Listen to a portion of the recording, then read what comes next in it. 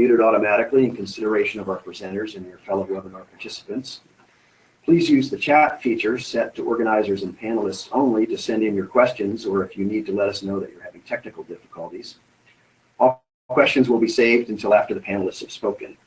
So for your questions, specify to which presenter you would like your question directed, just so our moderator can be sure to pose it to the correct presenter.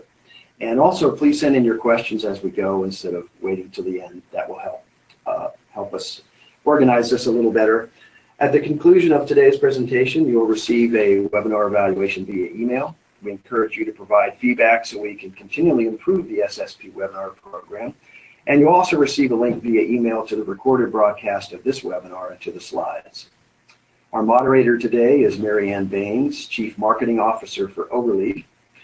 With more than 20 years of experience in publishing technical and web-based services, she successfully runs global sales and marketing initiatives for Overleaf, and previously worked developing global sales and marketing with Symbeo Publisher Services, the Charlesworth Group, and American Journal Experts. It's now my pleasure to turn the webinar over to Mary Ann so she can introduce our panel and get us underway. Thanks, Tim. I'm really happy to be involved today. Today's webinar is going to look at how new tools are expanding the scope of engagement between researchers and publishers. We now have even greater opportunities to better engage with researchers by offering tools that support them throughout the research lifecycle, from getting the original idea to conducting the research to maximizing the impact of that idea. The benefit to publishers is that engagement generates valuable information about who our ultimate customers are, how they behave, and how we can serve them better. And today we have three great speakers discussing this topic. As Tim mentioned, if you have questions, we're going to get to those at the end of the webinar. Please feel free to write those in the chat box on the right of your screen at any time through the presentations, and we will get to those at the end. So let's begin with our first speaker. Our first speaker is David Sommer, and he's product director and co-founder of Kudos, which is the award-winning service for researchers, institutions, and publishers to help maximize the impact of published work. David has over 20 years of experience in the global publishing industry, having held senior technology and sales roles at Blackwell Publishing and a board-level position at Macmillan.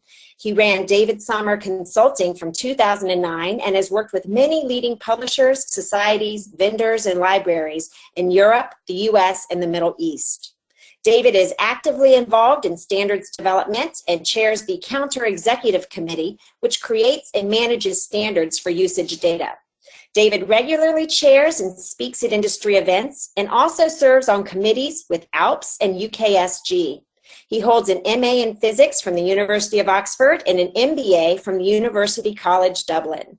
So David, I will now turn it over to you. Great, thank you very much, Mary Ann.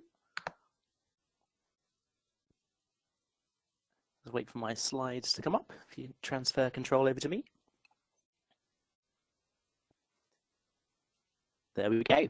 Okay, so welcome everybody, and it's a privilege to be talking with you all today on this webinar. Workflow is the new content. What we're going to be doing over the next sort of 45 minutes or so is talking about the workflow and particularly swimming upstream from that workflow.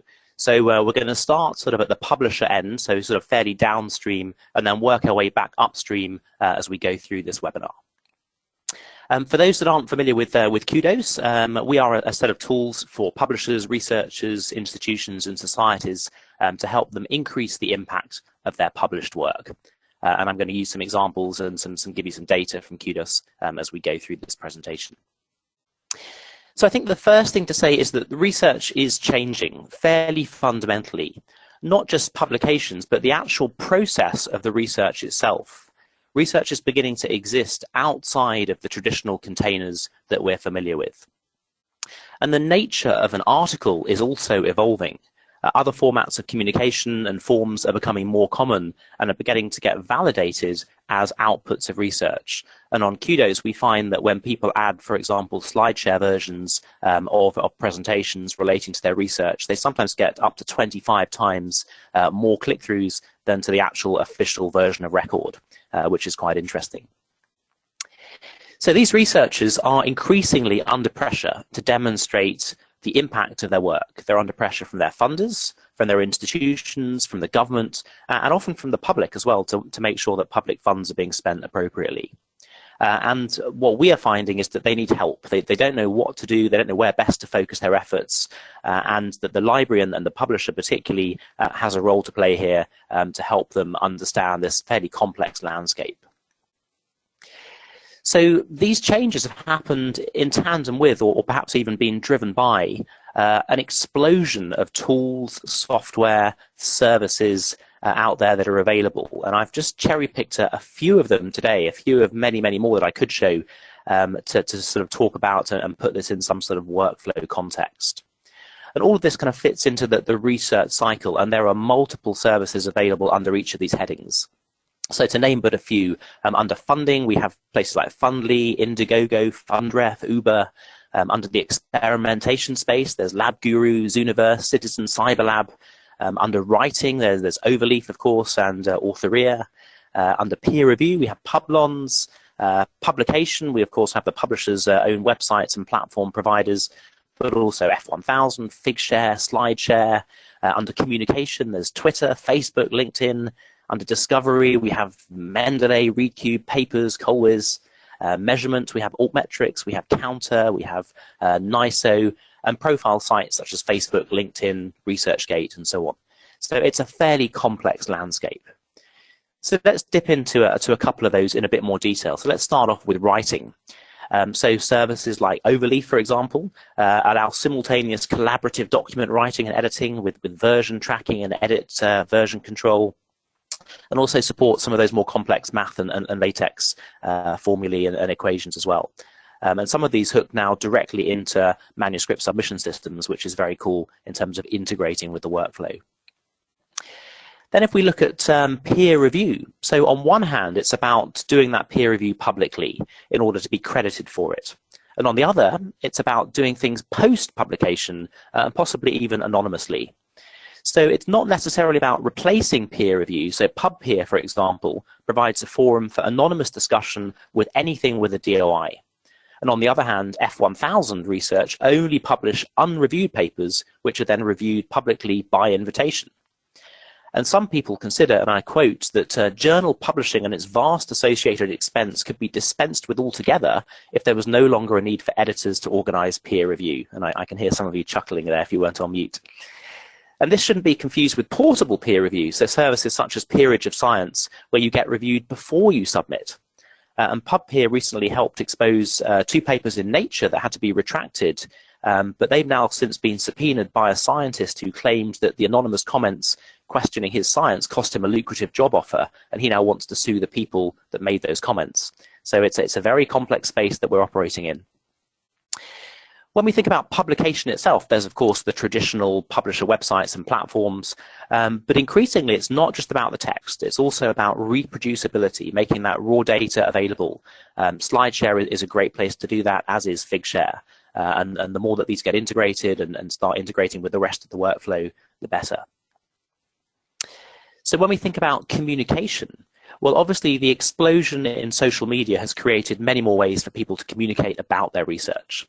And studies show that if you talk about your research, even in non-scientific forums, then that can increase the researcher's impact.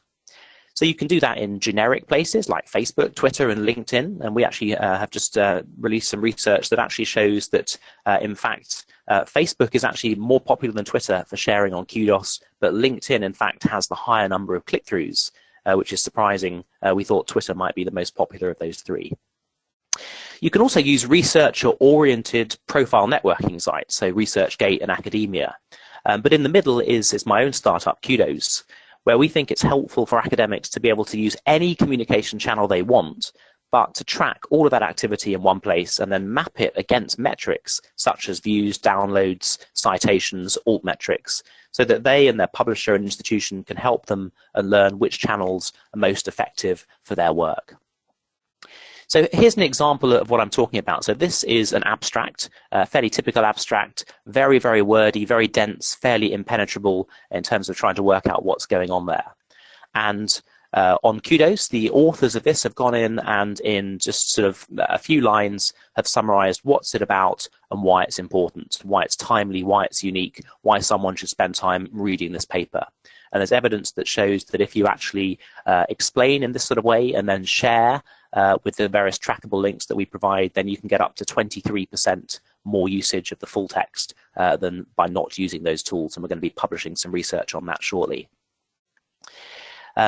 As well as actually adding what's it about and why it's important on Kudos, we also allow people to add resources. So these are links off to websites, blogs, interviews, data sets on whatever platform they might be in. And again, there's evidence that this sets the work in context. It gives more context to the original research. So if someone then does click through and read the full text, they're more likely to understand it, to cite it, to get value from that. And when you explain in plain language, there's multiple benefits. So obviously people within your own discipline can then skim and understand that work more quickly, saving them time. But actually there's a peripheral effect where people in adjacent disciplines also find relevance from what you're doing. It's a slightly different area, but actually it can inform their research. And then outside of academia, the mass market, the public and so on, it helps them understand that. And very often people are typing lay keywords into Google and search engines. So by adding plain language summaries, you're uncovering a whole layer of information that would have been hidden previously because people are not typing in those complex terms into Google. So let's move on to discovery. So there's also been a discovery in social media and social discovery services. And there might have been a time when we might have called this social bookmarking or reference management. But actually these services have become a lot more than that. They're now providing toolkits for annotating research and sharing notes with each other.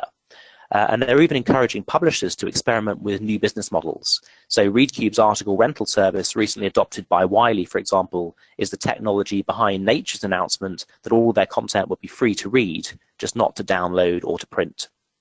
And Sparrow is also one to watch in this space, in the content recommendation space. And I think we'll start seeing a lot of these services starting to become more of a recommendation service. So when we look at Mendeley, ReadCube, Papers, ScienceScape, Colwiz and Sparrow, I see a lot of those starting to generate recommendations going forwards.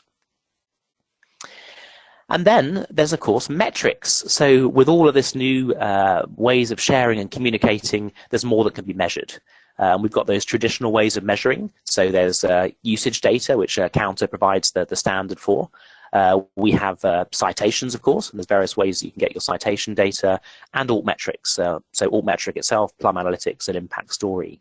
And I'm really pleased to see that NISO are now doing some serious work on helping to define common terms and standards in this so that you can actually compare like with like. That's a really important development, I think.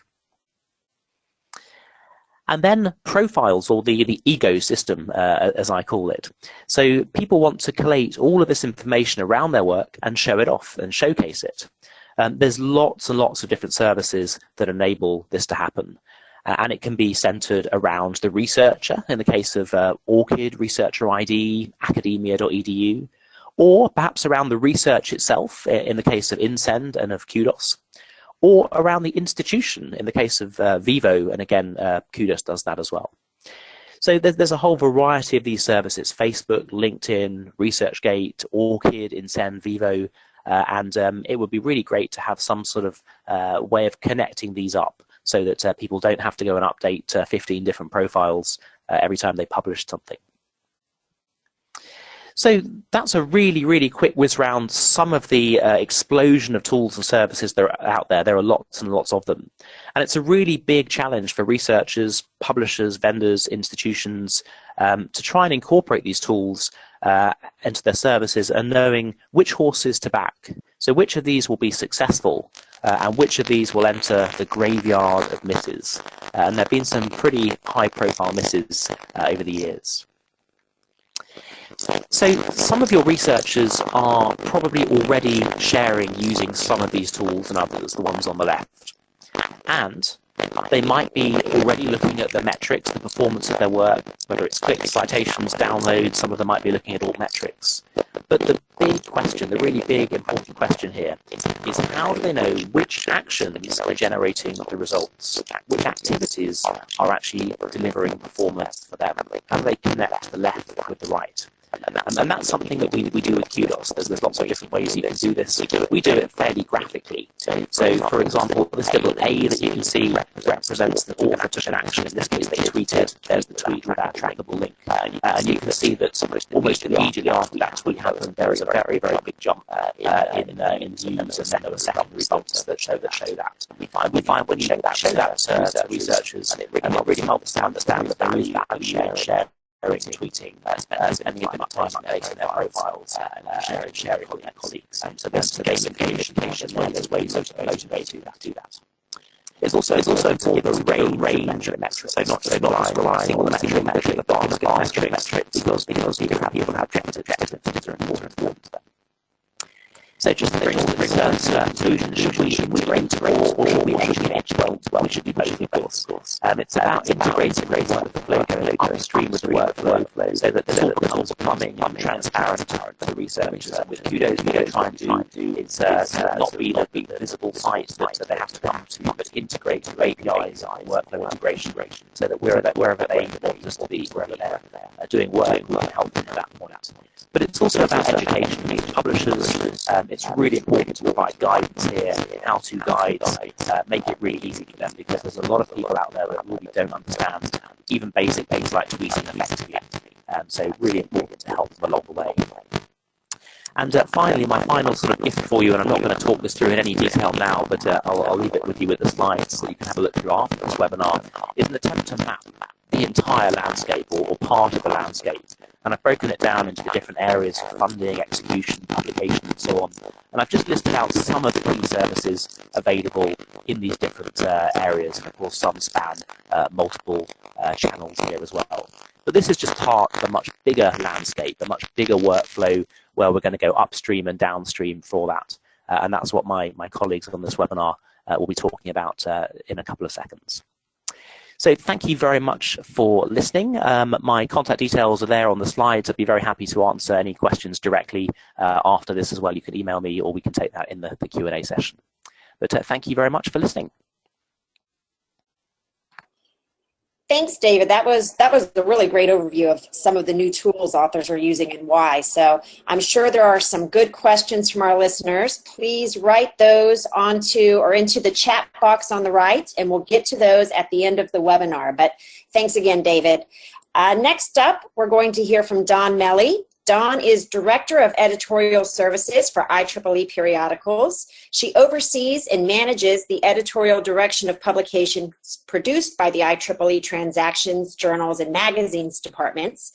She works to ensure the quality and timeliness of titles within her areas of responsibility.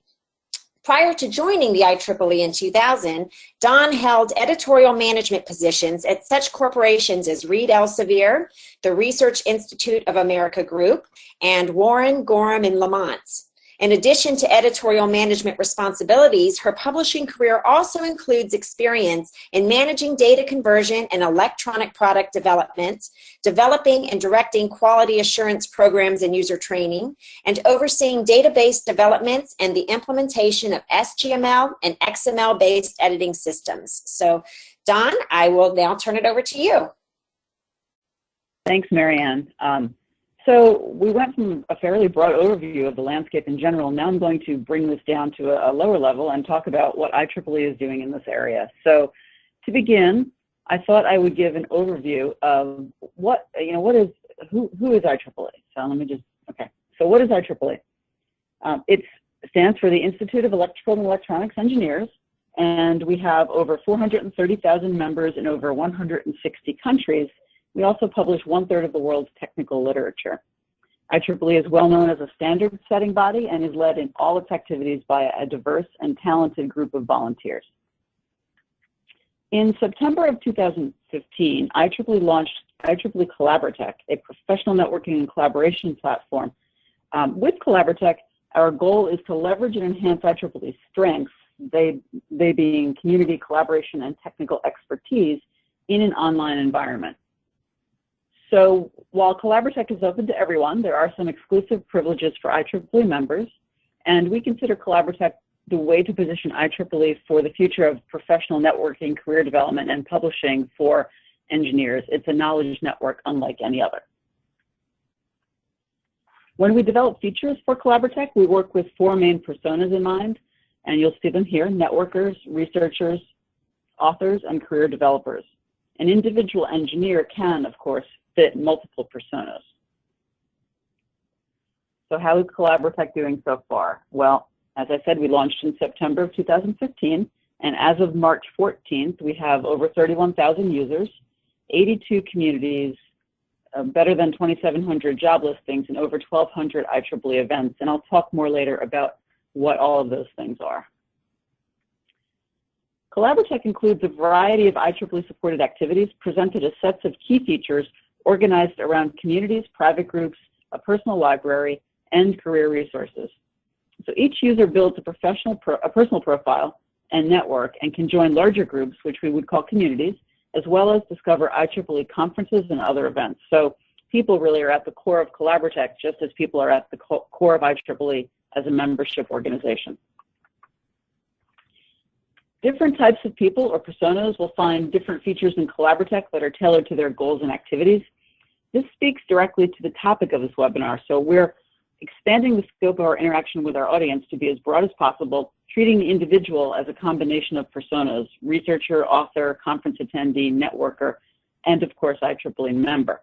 So to take you through a little bit of what Collaboratech is about, what you see here is the screenshot of what networkers might find in Collaboratech.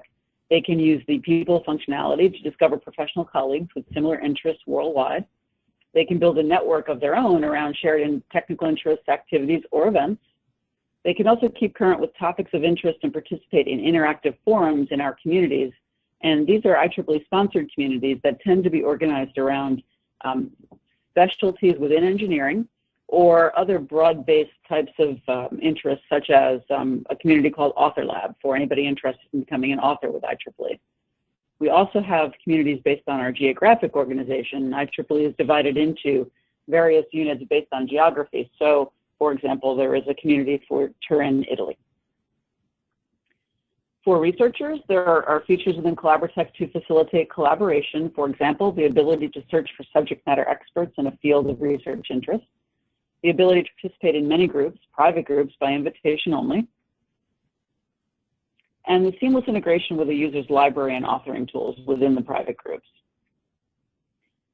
Authors and researchers are very similar, of course, but we do think of them as slightly different personas. And for authors, we have, as I mentioned, the Author Lab, which is a community for idea sharing between potential co-authors. We have options to connect using collaborative authoring tools such as Microsoft OneDrive, Orchid, Overleaf, and also Google Drive. Within your personal library, we provide the ability to manage bibliographies and create citations. And there are robust document management, storage, faceting, and filtering capabilities as illustrated here. So, for example, you might have a library of several thousand citations or publications, and you can sort them in different ways: by publication year, by publisher, by author, by those that you've recently added or those that others have recommended, perhaps. To talk a little bit about the collaborative authoring tools, we have within our private groups group document library where you can upload and share and collaborate over a group of documents. We have a PDF annotation tool, as well as an integration with the Overleaf LaTeX editor, Google Docs, and Microsoft Office. Our authors tend to author in Microsoft Word or LaTeX, which is why we focus on particularly Microsoft Office and Overleaf. For those who are seeking to develop their careers, there are opportunities to do so. We call them opportunities, and within that link, you would find a place to review jobs and internship listings. You can apply for jobs, you can save searches, you can share jobs with others. You can activate the visibility of your employment preferences, so that would allow recruiters who might be using Collaboratech to view your resume. And also, you can upload your resume and it will parse automatically into the system. So in the end, I thought I'd provide some examples of how Collaboratech can be used in a number of ways. Networkers and authors, for example, might use Collaboratech to build their profile, to maintain a CV, and to make their work more visible and discoverable. They might join communities to keep up with news in their fields of interest or even in their local geographic area. They will connect with other technology professionals around the world to engage in discussions on various topics, and also perhaps find potential co-authors. Within a library, a networker author might integrate some content discovery tools and collect citations and bibliographies to be used in their upcoming work. And within a private group, create a virtual workspace for a global team, so remote collaboration is facilitated by sharing library information, having real-time discussions, and using the integrated authoring tools to collaborate over the creation of a document.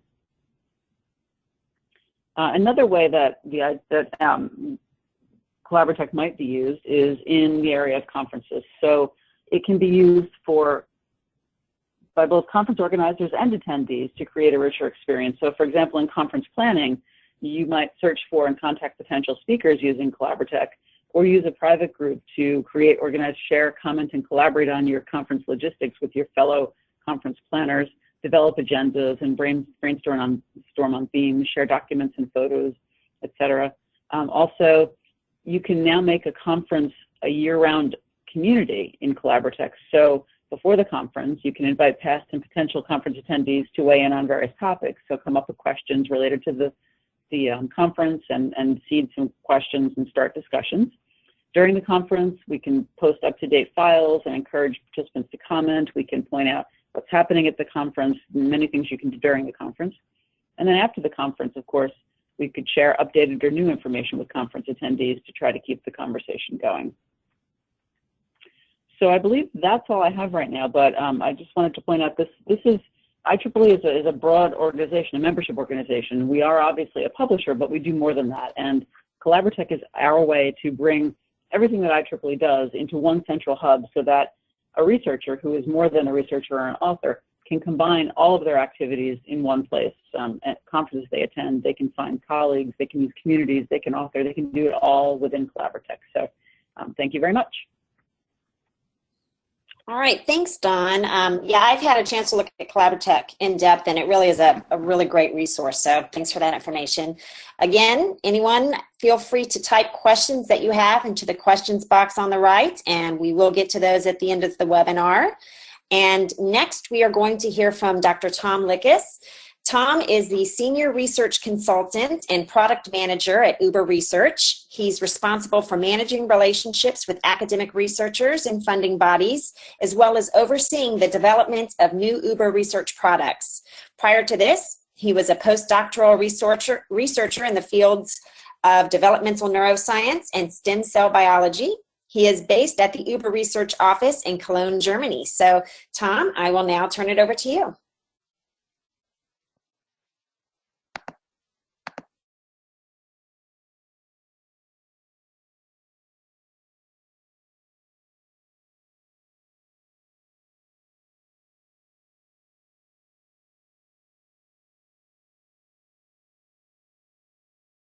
Sorry about that. I momentarily lost my unmute button, but I'm now here, as you can hear, hopefully. Thank you for that, and welcome everyone, and thank you for joining this this webinar.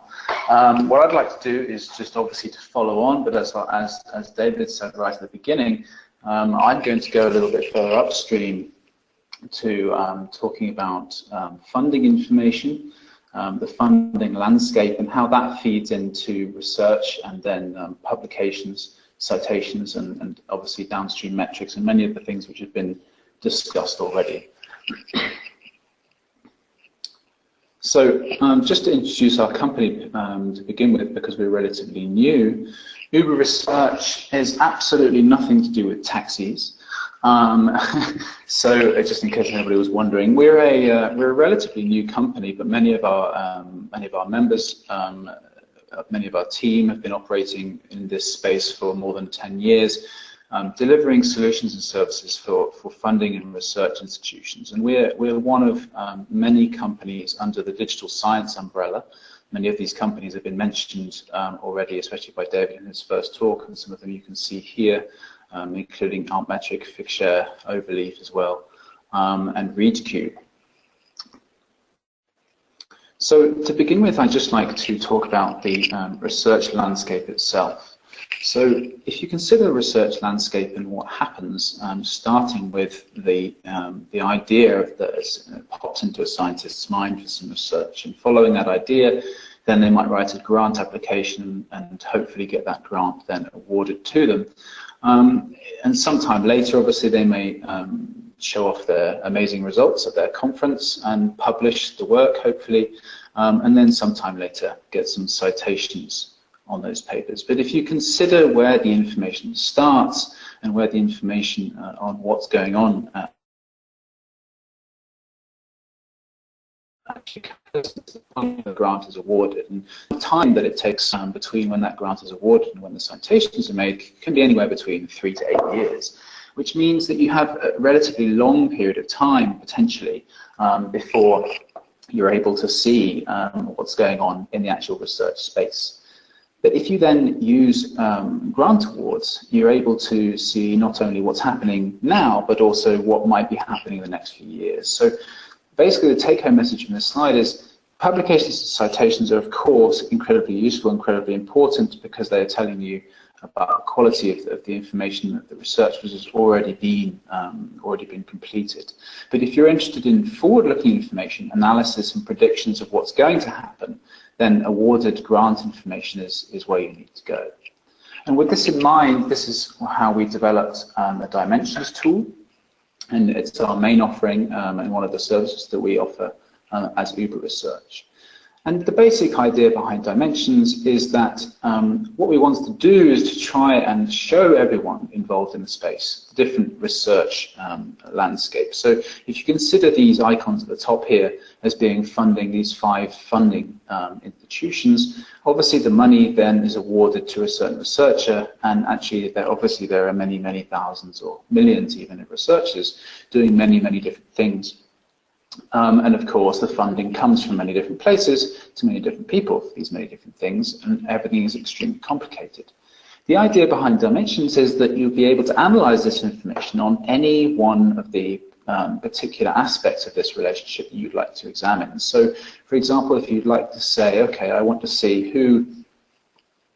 who's working on this particular area, represented by this area in blue. So perhaps this is autism research. I want to see who's working on autism research, and I'd also like to see who's funding it, and that's no problem. Likewise, if you just like to concentrate on one funder and say, okay, who's this funder funding, what are the main areas in which they're funding, you can also do that. So the idea behind Dimensions is that we're helping the research and funding communities understand what's going on in research globally and how their place, where their place is involved in that area, because it's often extremely useful, obviously, also for the researchers, but for the funding bodies themselves to understand what their relationship is with other funders. Are there gaps in the certain portfolio compared with other funders? Would they like to fill those gaps? Strategic, analytic ideas such as those. So overall, at the moment, Dimensions is a cloud-based grant database of information, but it's also an analytical tool, as I'll show you in a moment. And at the moment, it's just over, this is slightly out of date, this is from last week, but we're now at 2.1 million funded projects in the database, at almost $1 trillion of funding.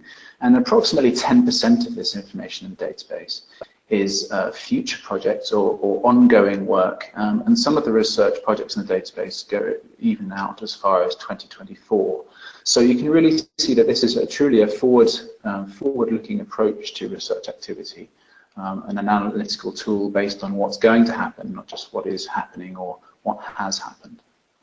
This is just a screenshot of the main page, and you can see the basic layout, and the basic idea is just like any other search portal in some ways. There's a keyword search which supports Boolean terms, and it gives you the ability to really chop up and divide and analyze the information in any particular way you'd like to do so. So you just do a keyword search here, the results are given to you, but then you can organize those results by the funders who are funding those results or the researchers who are working on that information. And then if you'd like to, you can also then go to the particular project you're interested in and you see all the details. So you can see the title, the period of funding, the amount that's been funded, any resulting publications, researchers who are working on it, where they're working, and also, most importantly, I think, the abstract of the work, describing exactly what they're doing.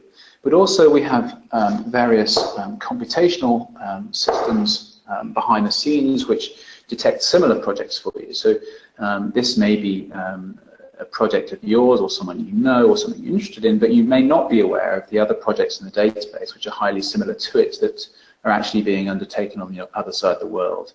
And that's the idea behind this similar projects area at the bottom here. Categorization systems. So we have numerous internationally recognized categorization systems, classification systems for research, which are used to classify all of the research into the database. So it makes it easy for you to say, okay, I'd like to examine, for example, neurosciences as a FOR code category, and I'd like to see all of the research in the database, or I'd like to see all of the research in the database if it's in the United States and it's been funded in the last year. All of those potential filters, and there's almost limitless possibilities to what you can search and what you can examine. But as well as that, it also has built-in analysis and visualization tools. So a few examples for you. This is just a quick graph of the projects in a certain area in optogenetics. The green line shows the amount of active projects over time, with the blue line showing you the number of new projects that have been started per year. Likewise, we can do with exactly the same information. We could say, okay, but I'd actually like to see which, comparing these three top funders in the UK in this example, I'd like to see how they compared in how they started to fund in this area. And you can easily see that one of the funders was a little bit slower to uptake in funding in this area than the other two might have been. You can also look at it from the point of view of who's receiving the information. So you can say, okay, so which are the top universities, what's the top research institutions receiving this funding, where did they get it from, etc., etc. You can also take a step back and look at the whole area and visualize things on a larger scale. So this is just, I did a very quick search for autism. This is worldwide autism funding based on the main funders across the top and the main research institutions down the side. And this gives you a very quick overview of where the funding's coming from, where the funding's going to, and you can use this obviously as a start point to identify the main sources of funding, the main areas of expertise in the world, so that you can then go into a finer search should you want to look at the details. You can also compare institutions. So our typical example is University of Oxford versus University of Cambridge, but you can use any particular universities in the system. This is based on the grid organization system behind the scenes. And you can compare these institutions, any two universities or any two research institutions across the world, based on how much funding they've received in certain areas. As I mentioned a moment ago, you can also categorize with searches, so you can do a keyword search at the same time as doing a category search. So you could say, I want to see optogenetics research, but I only want to see it when it's involved in neuroscience, or I only want to see it when it's involved in Alzheimer's, for example. You can also create your own categories. So if there's a category which is specific to your area of interest at this moment, or you're something you're particularly interested in for the future of a new journal or something related to that, then you can say, okay, I'm going to create a category defined by this particular definition of my own, and that category will then be saved within the system, and you can use that category to search again and again. And as new projects are added to the database, they will automatically be added to your category, should that be appropriate to happen. And it can be a very useful way for people to really get the most out of the system and to find things that as they come into the system which are appropriate to what they're interested in. Also very useful for publishers, obviously, is an area of the system we've built specific to peer review. So using the information in the background from the funding information we have, the system has the ability to suggest peer reviewers for applications for funding if you're a funder, or for publications which have been sent in for peer review. And what you simply do is upload the abstract and the title, and the system automatically uses the information within the system to identify the people who are most likely to be the best peer reviewers. And then it also gives you the details of why it suggested those people. So this top hit here has said, okay, this person has 38 publications, 8 of which are relevant to the application or to the publication that you've been sent in, and they don't have any apparent conflicts of interest on co-authorship or organizations. And then you can look at the details if you'd like to and examine the papers in more detail that might be relevant. And this is just a basic tool to give you some better ideas, and some might discover some people you weren't yet aware of. And it's always nice to be able to get some suggestion of peer reviewers rather than always asking for the people who've sent in the work to suggest their own. So just to finish off, what I'd like to do is kind of close a circle, if you like. As David said, as we go through this webinar, we go more and more upstream. And as I said at the beginning, you can use this information to look really far into the future.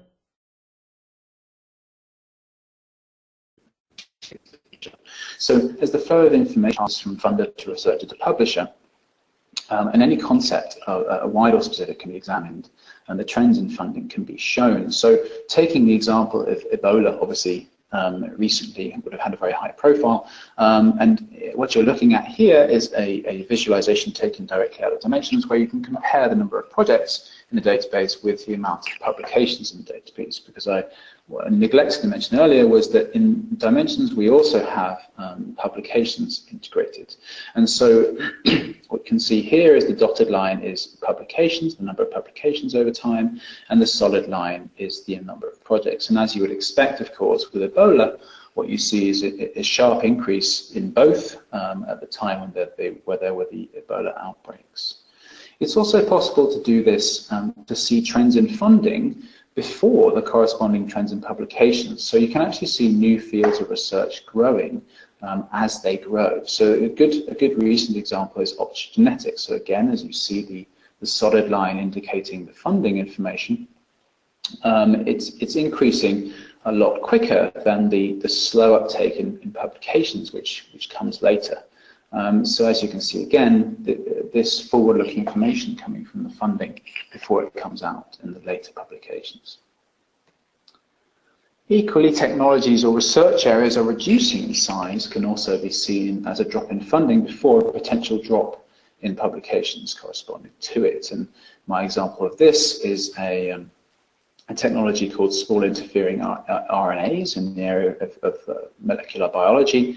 And as you can see over the last few years, as other techniques have become available, siRNAs have slowly reduced in projects that are using them, employing them, but the number of publications continues to rise. Obviously, at the end of the graph, you always get a dip because 2016 is not yet finished, so that's just an indicator that the information is not yet complete. It's not an indicator that it's gone down in amount. Interestingly, when you then add to this one of the technologies which is slowly replacing siRNAs, which is CRISPR, you see obviously a large increase in funding and a corresponding increase in the publications. So just to sum up, Dimensions is a forward-looking research tool and analysis tool available online in the cloud. It's 200 funders across the globe and growing at a fast rate, including over 2 million projects. And it has around 10% of that of present and future projects that can be analysed to look at the research which is up and coming before it's published, while the research is still going on. So thank you for listening, and if you'd like to know more, or if you'd like to get in contact, the details are here on this slide. Excellent. All right. Thanks, Tom. That's some really interesting upstream innovations. It's great that you went through that. Again, I'm sure there are some good questions from that as well as our first two presentations. Feel free to continue to write questions in the chat box on the right. And we are now going to begin our question and answer period. Let's start with a question that we got for Dawn at IEEE. Don, was any open source software used, or was Collaboratech built from scratch? We did not use open source software, actually. We did build it on some technologies and platforms that we had in-house, but nothing open source. Okay. All right, and if there's any follow-up questions to that one, feel free to write it in the chat box. And then Don, another, so what was the goal when you started Collaboratech, would you say? What were you trying to achieve, and do you feel that you have achieved that? And how has the response been, do you feel, as far as that? Sure. So Collaboratech, as I was explaining sort of at the end of my presentation, Collaboratech is meant to bring together everything that the IEEE is. And, we're a publisher, we're a conference organizer, we're a standard setting body. We have a lot of functions. And so we were trying to position IEEE for the future of professional networking, career development, and publishing. And as any membership organization, we were trying to increase our value to members. As a publisher, we're trying to support authors and make the authoring cycle easier and faster and quicker and better. And as a conference organizer, we're trying to give a better experience to those who attend conferences. As far as did we achieve what we were looking to achieve, I have to say that I don't know that we've concluded that yet. We only launched about 6 months ago, so it's a little early on in the cycle. We've been satisfied with the growth that we've seen so far, but also keep in mind that Collaboratech is not complete. So we're still building the platform. We're still doing releases, and releases are based on user feedback, as well as building some of the elements of the platform that we didn't finish before we went live. So we did a major release yesterday. We had some cool new features launched, and we're just going to see how we do, and we're going to keep growing. That sounds good. All right, and here's a question for all three of you, and we can start with David and move through the order of the speakers. But so, and David, you touched on this a little bit. There are so many amazing new innovative technologies and disruptive technologies and tools that are coming out. How does a publisher or a society determine what they should be looking to implement? How do they know which, if any of them, are going to help with their goals? Any advice you guys can give on that from your perspectives? David, start with you. Okay, yeah, I'll jump in there and just check you can hear me okay. I think we had some echo earlier, so am I loud and clear? Loud and clear. Fantastic, great. So yeah, really good question. How do you determine what to implement? There are so many of these out there. I think there's 4 steps to this I would suggest. So I think the first one is to really sit down and determine what is important to you. What is it that actually matters? Is it usage? Is it citations? Is it mentions? Is it alt metrics? Is it engagement? What exactly matters? Then once you've done that, the second step is to identify some tools that have already demonstrated the ability to help in those areas. And then specifically, how will you measure success? And it's really important to do this before you actually set up some sort of trial or experiment. How will you know if this has been successful? Put some metrics on that, some numbers on that. And then try it out. So do an experiment, set 2 or 3 of these going, do a sort of controlled experiment, compare the results over an agreed time period, and then go from there. So I would very much run this as a fairly well-run experiment. Okay. Don, how about you? Sure. So I mean, I think David did a good job of summarizing, but I would add that I think it's important to have a strategy which will drive your operational decisions, right? So you want to look at everything you do in the context of where you're trying to be, maybe 5 years down the road, maybe 10 years down the road, and identifying the appropriate tools and technologies is certainly a part of that. We like any other publisher, read the scholarly kitchen. We try to keep up with what's going on in our industry and identify the tools, especially the emerging tools that are going to capture the value add that we need based on what's happening in our industry and in the industries of the various researchers that we try to serve. So that's how I would put it. Okay, that makes sense. Sounds good. Tom, anything to add on that? Yeah, well, obviously I have the easiest because everybody's already given extremely good answers. But I would just add that, as David said, many of these, there's so many of these options now. There's so many different things, regardless of what you're looking for. But it's also important to realize that many of these companies, many of these offerings are extremely flexible in what they can do, and they're extremely open to trials and experiments and ideas for new things and integration between tools. So I think it's not just identifying what exactly you'd like to do, but how you'd like to do it and how it fits in with what you're already doing, and really exploring before just choosing one route to get to one ideal goal. Yeah, and I mean, I guess also, Tom, on that, do you think surveys, I mean, do you think that, surveying the authors and trying to get their feedback to try to figure out also, do you think that's helpful as well? Yeah, I think it definitely can be. I mean, obviously it's dependent on the question. Right. But no, certainly it's something that researchers and authors are becoming more and more used to, and something they appreciate. If it's a relevant question, a relevant conversation to be had, that it can only be a good thing. Yeah. After all, we're talking about interaction between publishers and researchers. I think it's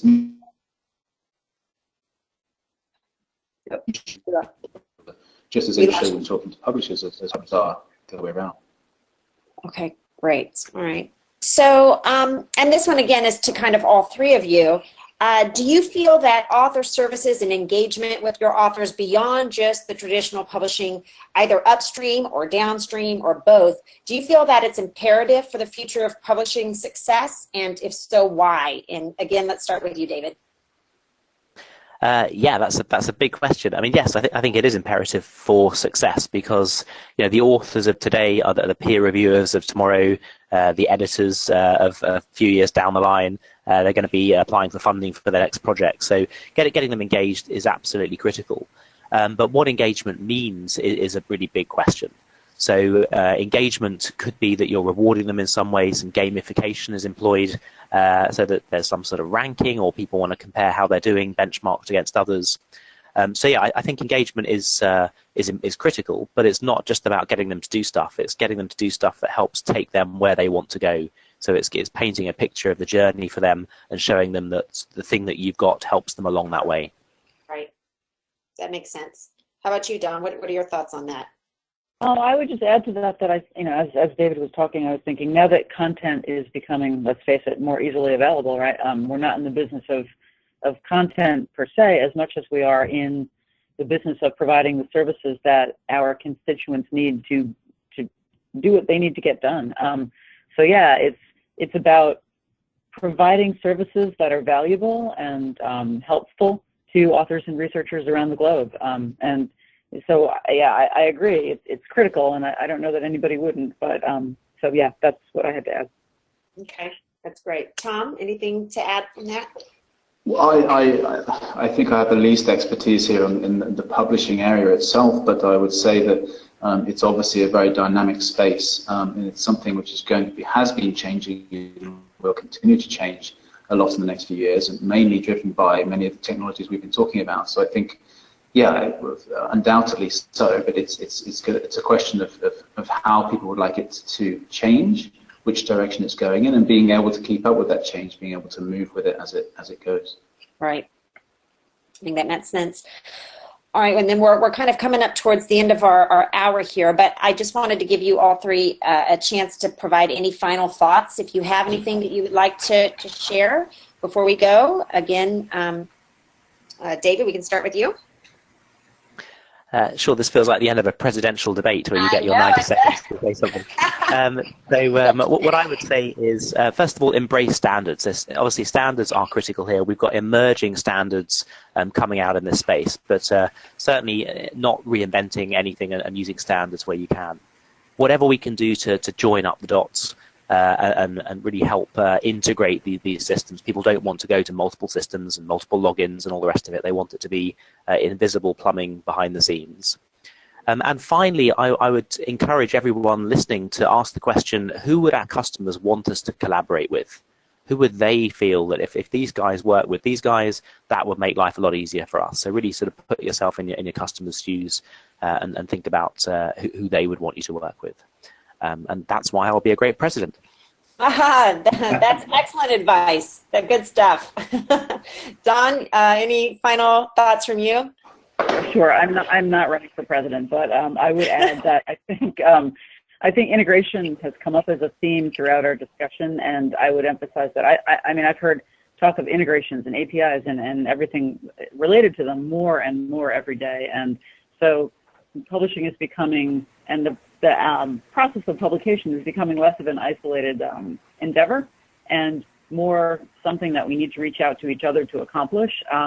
Another theme I would point out is that the end user, the researcher, doesn't really care where the content is or how they're getting content, but what's the main barrier to them is when they can't get the content that they need. So, you know, they get very frustrated when they get hit by paywalls and they don't understand why they can't log in here or there. So I think creating an integrated ecosystem and working with each other will be critical to our success in the future. That's good. That makes sense. And then, Tom, we will round it out with you. Sure. So, I mean, I largely echo Dawn's point in that I think it has to be seen from a researcher's point of view. I mean, I'm slightly biased because I was relatively recently a researcher myself. But I think everything hinges upon a conversation with researchers, and let's face it, researchers' main task is to do research, and if we make it easier for them to do things, if we converse with them more, talk to them more about what exactly they would like to get out of things, and go from there, I think it can only be a good thing. So whether it's upstream with Uber research and funding information, whether it's downstream with Opmetrics, whether it's in the middle, it doesn't really matter. Whatever it is you're trying to do, as long as the researcher it stems from the researcher, then I don't think you can go wrong. Yeah, I think that's a very good point. All right, and that concludes our time for today. So I want to thank everyone and all of our speakers, David, Dawn, and Tom. Thank you so much for taking your time. You provided some great information, and we appreciate it. Tim, I will now turn it back over to you. Okay, thank you, Marianne. And let me echo thanking David, Dawn, and Tom for sharing their knowledge with us today. And thank you all for attending. Once again, please do take the time to respond to the webinar evaluation you receive in your email. Your feedback will definitely help us continually improve the webinar program. Please join us for the next SSP webinar on September 13th at 11 a.m. Eastern. Content versus Container, How Online Delivery is Changing the Process of Acquiring and Managing Content. Moderated by Tom Byer from Pub Factory and Elizabeth Demers, Senior Acquisitions Editor for History and American Studies at Johns Hopkins University Press. And with that, we are concluded. Enjoy the rest of your day.